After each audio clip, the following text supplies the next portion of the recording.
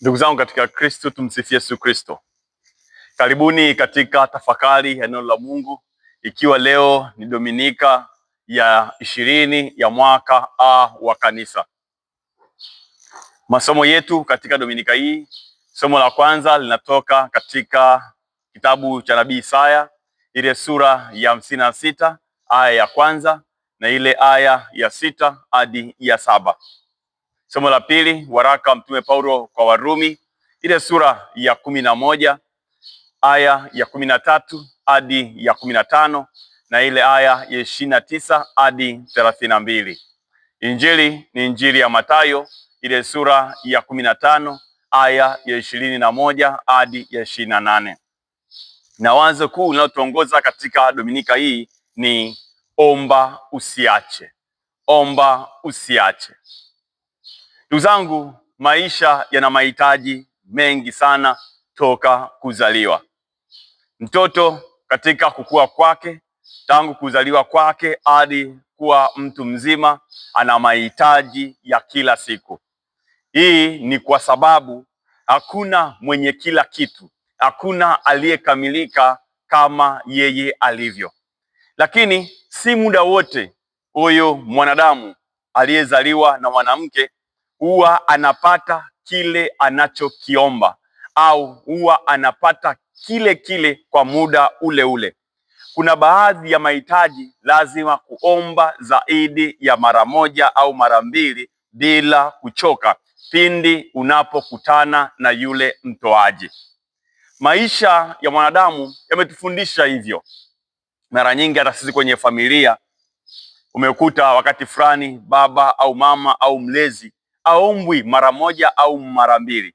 Kuna kukumbushia, kuna kuvumilia wakati fulani, kuna kwenda tena na tena, kwa sababu muda fulani mzazi au mlezi anaweza kusikiliza na kuondoka bila kujibu au kujibu jibu ambalo linakatisha tamaa. Anaweza akakwambia sina, sawa, nimesikia, haya, au wakati fulani akanyamaza kabisa, lakini sio kana kwamba hajasikia kile ambacho umemuomba. Hiki ndicho ambacho kinaakisiwa leo. Mtoaji mkuu ni Mungu, mpaji mkuu ni Mungu mwenyewe. Tusiache kumwendea mara kwa mara na kumwomba. Tusiache kwenda kwake na kumwomba, licha wakati fulani kwa sababu ya udhaifu wetu tunaweza kujiona atusikilizi, au wakati fulani tumenyamaziwa au majibu yakawa tofauti na matarajio yetu. Kikubwa tusiache kuomba. Ndilo wazo la Dominika ya leo. Omba usiache. Ili kuweza kuelewa wazo hili vizuri kabisa, naomba tuanze kuyaangalia masomo yetu yanayotuongoza katika Dominika hii. Nimesema somo la kwanza linatoka katika kitabu cha Nabii Isaya, ile sura ya 56 aya ya kwanza na ile aya ya 6 hadi ya 7. Ni hili somo linatoka sehemu ya 3 ya kitabu hiki cha Nabii Isaya. Hiki ni kipindi kifupi baada ya wana wa Israeli kutoka utumwani Babiloni. Ilikuwa ni baada ya mfalme Cyrus wa Uajemi kushinda vita dhidi ya dola kubwa ya Babiloni na kutoa waraka uliowaruhusu wana wa Israeli kuwa huru na kurudi katika nchi yao. Ikumbukwe hii ilikuwa ni mwaka 538 kabla ya Kristo. Sasa tulilosikia ni kwa sababu hili somo ni kwa sababu ya tatizo fulani hivi lilitokea. Tatizo lenyewe lilikuwaje? Lilikuwa kati ya wana wa Israeli waliotoka utumwani na wana wa Israeli waliobaki Yerusalemu ambao hawakwenda utumwani. Tatizo lilikuwa sasa, kulikuwa kuna Waisraeli ambao wanajiona wao ni pure, yani hawajachangamana na au kuzaliana na watu wa mataifa mengine au kuiga tamaduni za mataifa mengine, na kuna wale Waisraeli ambao wamechangamana, wameathiriwa na tamaduni za mataifa mengine. Sasa tatizo lilikuwa ni kutambulikana hao waliochanganyika kama wana wa Israeli, na vile vile, je, kuruhusiwa kushiriki katika shughuli za kiibada hekaluni, yaani kuwa matoashi au kutolea sadaka. Sasa katika hili somo ambalo tumelisikia, nabii anajaribu kuwakumbusha wana wa Israeli au taifa zima kuwa uhamisho umeonyesha wazi kuwa Mungu akufungwa kwa nchi moja au upendo wake, huruma yake, mkono wake na upaji wake, yani Mungu wake haujafungwa na taifa moja tu. Mungu ni wa wote. Hivyo hao wanaowaona kama wapagani wanaweza kuwa sehemu ya watu, ili mradi tu wawe wamejiandaa vizuri. Hata hao wapagani wanaweza kuwa sehemu au watoto wa Mungu, ili mradi tu wawe wamejiandaa kushika maelekezo ya kimaadili, kushika maelekezo ya dini na kushika sheria za Kiyahudi au kushika Torati. Nabii anawaonya wanaowabeza au wageni, wanaowabeza au wapagani kuwa ipo siku inakuja wakati wageni wanaomheshimu Mungu na kuzishika amri zake watasindikizwa kwenda hekaluni mwa Bwana na watatolea sadaka na sala zao. Sala hizi zitatolewa katika hekalu. Nabii anawaeleza kuwa siku hiyo hakuna atakayejisikia mgeni au mpagani katika nyumba ya Mungu. Hekalu litakuwa sehemu ya sala kwa watu wote duniani na watu wote wataonja huruma na upendo wa Mwenyezi Mungu. Ndugu zangu, hiki kitu kinaakisiwa au tunaweza tukajifunza katika maisha yetu ya kila siku. Kuna watu wapo kanisani wanajiona kama wana mastahili mbele ya Mungu, na kuna watu wanajiona kwamba hawastahili kwa sababu ya historia zao, kwa sababu ya maisha yao, kwa sababu ya namna wanavyotenda. Lakini tunakumbushwa leo kuwa Mungu ni wa wote. Hawa watu wanaojiona hawastahili ni wao tu kujiona hivyo, ila Mungu anawaona wote kama watoto wake. Wasikate tamaa, waende mbele ya Mungu na Mungu atasikia sala zao. Na wale wanaonyeshea vidole hawa watu wengine wasifanye hivyo, kwa sababu huruma, upendo wa Mungu haubagui mtu yoyote. Ukarimu wake ni kwa watu wote. Na hiki ndicho kinachoakisiwa pia katika somo la pili, waraka wa Mtume Paulo kwa Warumi, ile sura ya 11 aya ya 13 hadi ya 15 na ile aya ya 29 hadi 32. Paulo anasema na kuona kuwa Mungu analeta mema kutoka katika mabaya wakati fulani, kwani kwa kukataliwa kwa Injili na Wayahudi kumetoa fursa kwa watu wa mataifa kumpokea Yesu Kristo, kupokea Injili. Hivyo wasio Wayahudi hawana haja ya kujiona wanyonge, maana wana haki na mastahili mbele ya Mungu kwa njia ya Yesu Kristo. Yeye Paulo anasema wazi kuwa wana wa Israeli au Wayahudi wao waliyemwasi Mungu akawaidia mkombozi kuwatoa katika utumwa, yaani Masia Yesu Kristo, huyu ambaye wamemkataa.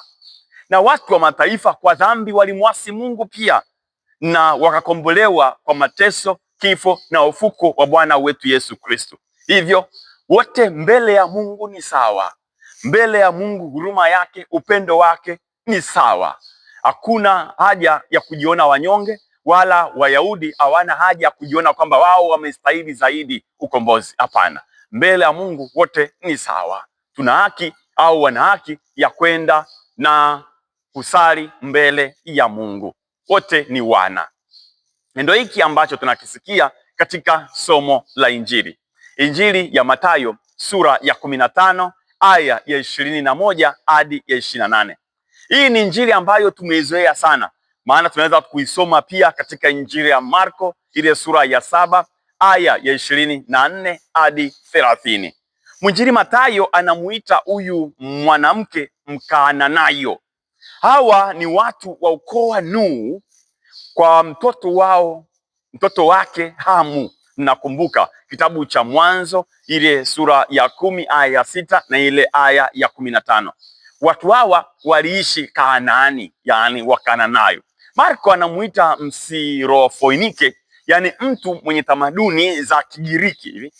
Hawa wote kwa namna moja au jina moja unaweza kusema ni mtu wa mataifa, yani watu wa mataifa wasiofaa, wasio Waisraeli wala Wayahudi, hawastahili chochote mbele ya Mungu, watu wasiokuwa na uwezo au ile sifa ya kwenda mbele za Mungu na kuomba. Ni wapagani, watu wa mbali kabisa. Katika jamii zetu tunaweza tukawaita hao wanawake au watu wa namna hii, au huyu mwanamke, kwa hiyo anaweza kumuita mnyamaanga, mtu aliyechanganyika, ni mtu wa pembeni fulani hivi, ana tamaduni lakini kwa mbali sana, mnyamaanga.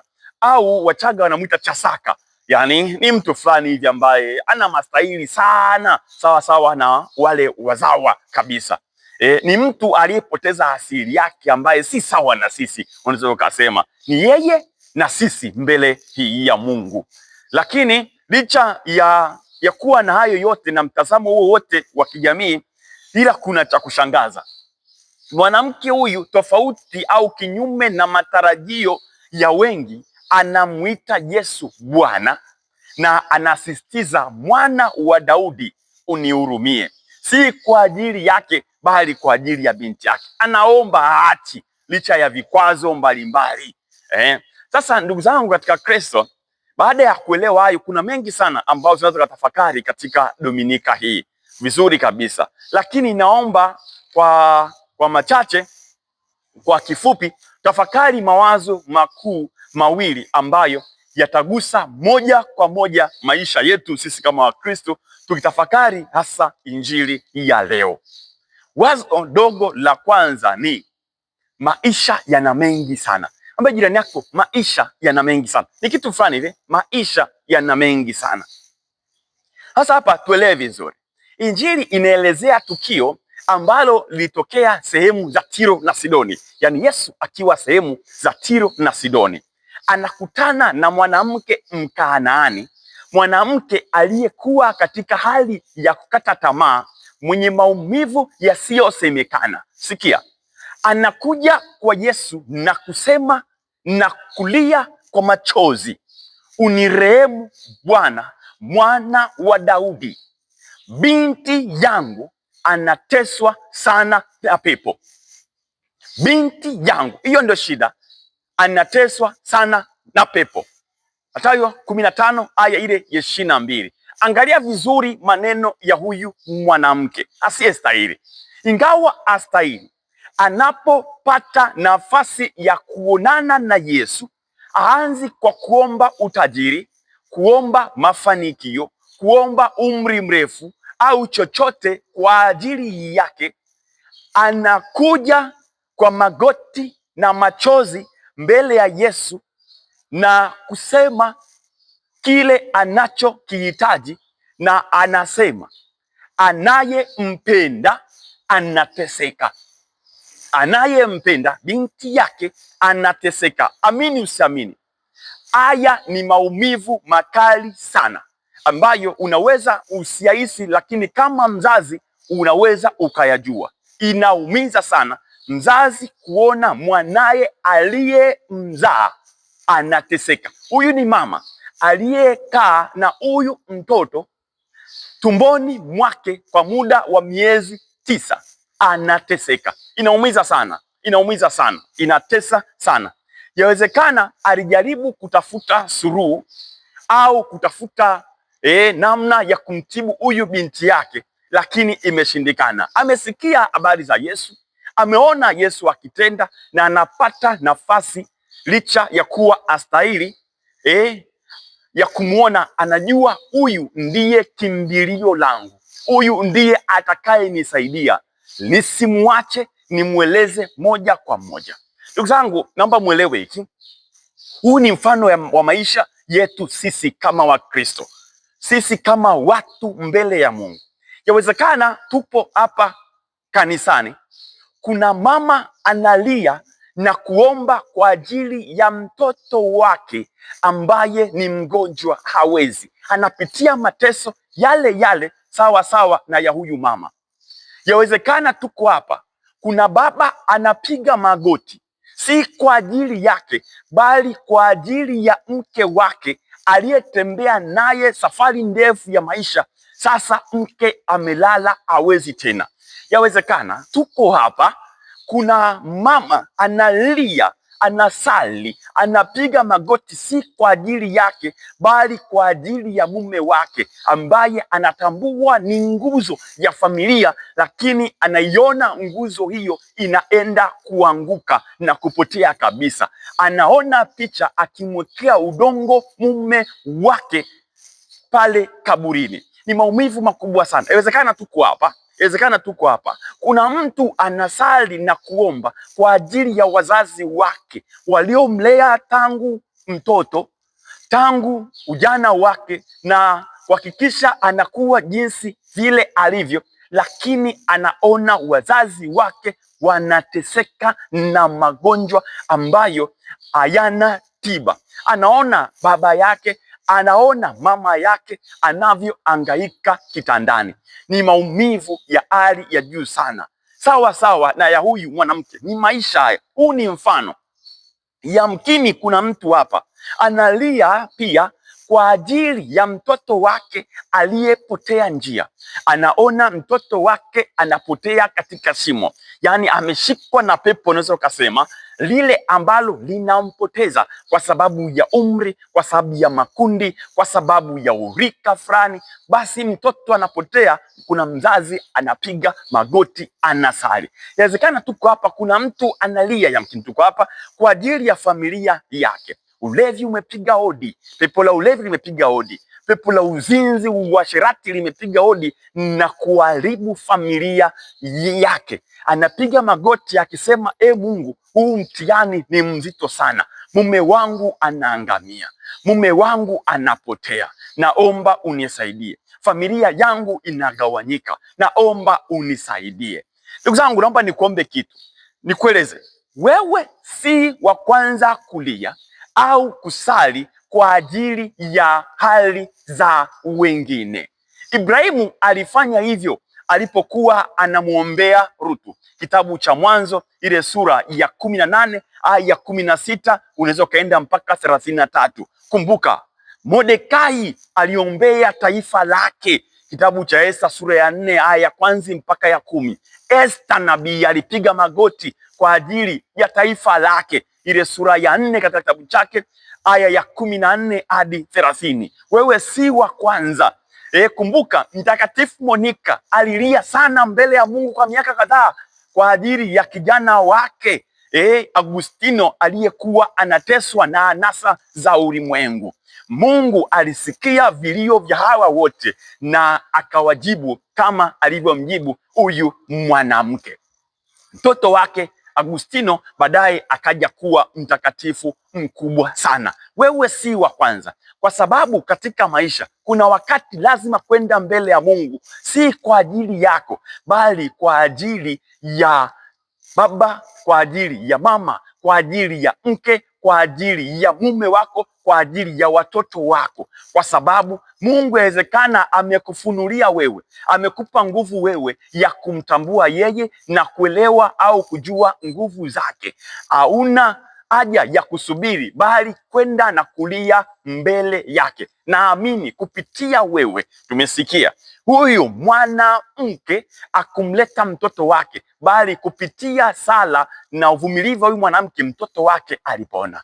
Kwa maombi yako, kwa sadaka zako, kwa sala zako, amini Mungu atakujalia. Maisha yana mengi sana, yana mengi sana. Kama hujafikia hali ya kupiga magoti, basi amini usiamini, hiyo hali inakuja. Ndio maana anasema kuna kitu hapa cha kuomba hivi au cha kuelewa katika sala zako, katika maombi yako. Hivi vitu ambavyo vya kuelewa vinaweza vikakata tamaa, lakini usije kamwe ukakata tamaa. Vinaweza kukurudisha nyuma, lakini kamwe usirudi nyuma. Usiviangalie, endelea kuomba, kwa sababu maisha yana mengi. Vitu hivyo ni hivi ambavyo vinaakisiwa katika Injili. Tumesikia katika aya ya 23, Yesu baada ya kuombwa na huyu mwanamke, Injili inasemwa lakini akujibu neno. Lakini akujibu neno.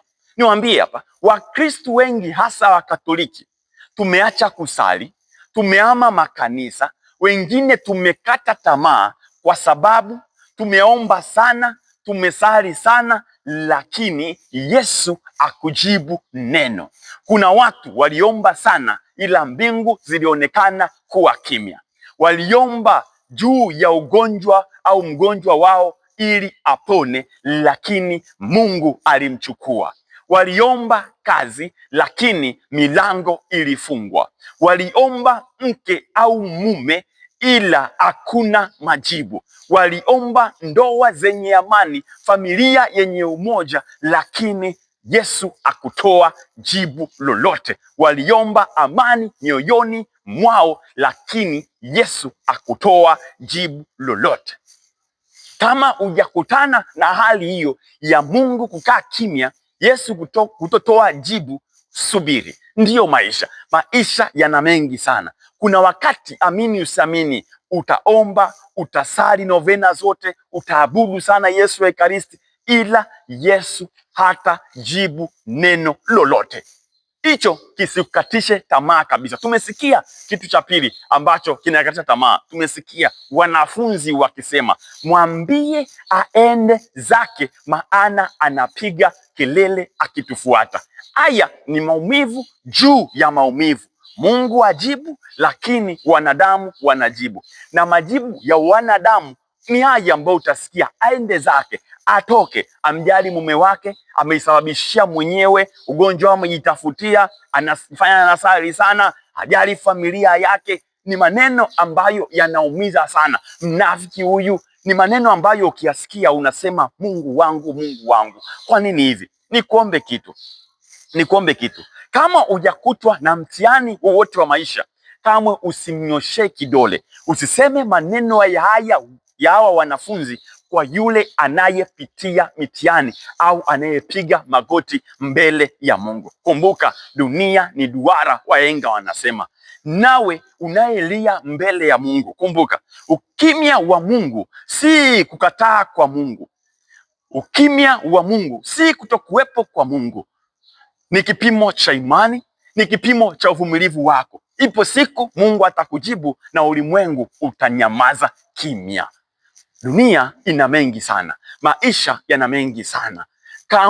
Kamwe ukimya wa Mungu na maneno ya watu yasikukatishe tamaa. Kamwe Mungu atajibu kwa wakati wake.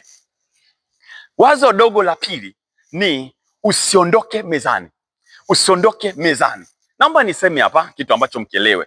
Tumesikia katika Injili akajibu, nimetumwa kwa kondoo waliopotea wa nyumba ya Israeli tu. Anasema tena, tumesikia, si vizuri kuchukua chakula cha watoto na kutupia vijibwa. Mwanamke anasikia hayo yote, anasikia majibu yote hayo ya Yesu, anasema tu, Bwana nisaidie.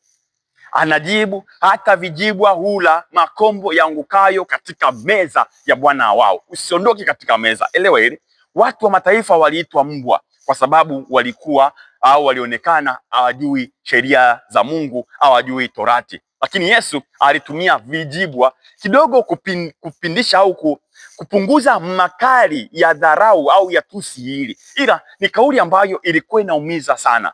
Ni kama kauli ilikuwa inajaribu kutesti au kujaribu imani, uvumilivu wa huyu mwanamke. Iko hivi, katika maisha, hata kama majibu ya Mungu yatakuwa tofauti na matarajio yako, usiondoke mezani mwa Bwana wako. Usiondoke miguuni pa Mungu. Usiondoke miguuni pa Yesu.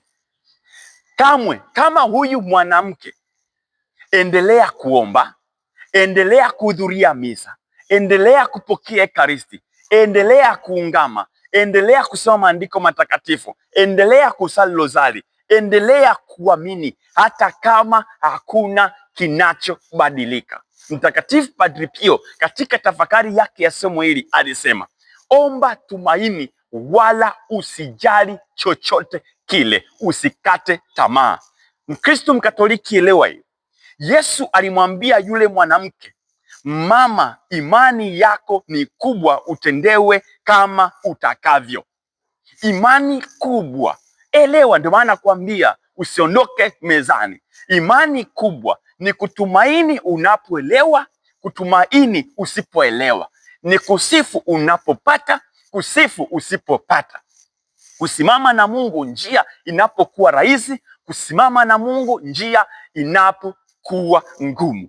Mtakatifu Yohane wa Msalaba alisema, giza la maisha linapoongezeka, shikilia msalaba wa Yesu. Mwanamke huyu alimshikilia Yesu na kusali sala ndefu sana. Alisema tu, Bwana nisaidie. Usiondoke mezani. Jiulize leo una mzigo gani? Jiulize leo una pepo gani ambalo unatamani Yesu akusaidie? Una kipi moyoni mwako? Una nani nafsini mwako ambaye unatamani Yesu atende miujiza juu yake, Yesu afanye kitu kwa ajili yake ili upate amani? Je, ni addiction fulani iliyo kwako au kwake? Ulevi, hasira, kutosamehe, wivu, kiburi, chuki, zinaa, tamaa, mahusiano yaliyojeruhiwa, ukosefu wa kazi, magonjwa, ndoto zisizotimia, malengo yasiyotimia, familia yako. Kama kuna chochote kile ambacho unatamani Bwana akusaidie, leo hii utoapo sadaka yako, Yesu Kristu anaponyanyuliwa katika maumbo ya mkate na divai, usiseme sala ndefu sana. Sema tu kwa imani, Bwana nisaidie, Bwana nisaidie, Bwana nisaidie. Huenda mimi ni dhaifu, Bwana nisaidie. Huenda mimi ni mdhambi sana, Bwana nisaidie. Huenda mimi sistahili, Bwana nisaidie. Huenda mimi sielewi njia zako, lakini Bwana nisaidie. Huenda mimi imani yangu ni ndogo sana, Bwana nisaidie. Huenda historia yangu inanihukumu, Bwana nisaidie. Sala hii alisali, narudia tena, alisali Daudi, Bwana alimsaidia. Sala hii walisali wafalme wengi, Bwana akawasaidia katika vita vyao. Sala hii alisali huyu mwanamke, Bwana alimsaidia. Sala hii sali wewe, Bwana atakusaidia, atanyosha mkono wake, nawe utapata kile unachokitamani na utakuwa na furaha sasa na hata milele. Amina. Tumsifu Yesu Kristo. Omba usiache, Bwana nisaidie. Mungu akubariki sana na akujalie kile unachokitamani na amponye yule unayemwombea. Mkono wake uwe juu yako, mkono wake uwe juu ya ndugu, jamaa, rafiki, mume, mke, familia, biashara na chochote kile ambacho unatamani Mungu akinyoshee mkono wake. Bwana akusaidie sasa na hata milele. Amina. Mungu akubariki tena na tena. Tumsifu Yesu Kristo. Nawatakia Dominika njema.